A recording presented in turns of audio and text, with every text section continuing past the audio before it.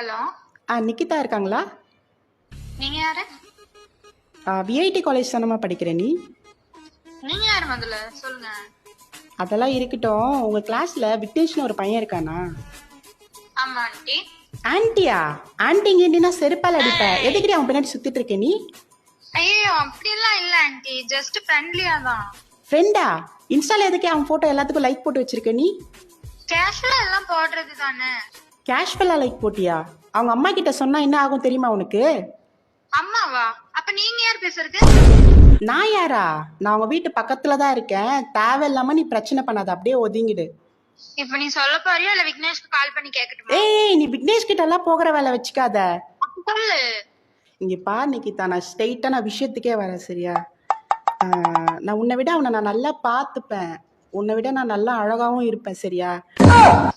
என்ன ஒரு விஷயம்னா, உனக்கு கல்யாணம் ஆகல, எனக்கு கல்யாணம் ஆயிடுச்சு, அவ்வளவுதான். எது கல்யாணம் ஆயிடுச்சா? ஆமா ஆன்டி அடி நீ. ஆமா. இவ்வளவு தைரியம் இருந்தா வாய் மென்டலு சைக்கோ பைத்தி. ஏய், நீ வெறும் கெட்ட வார்த்தை மட்டும் தாண்டி பேச முடியும். நான் கெட்டவளாவே வாழ்றவடி.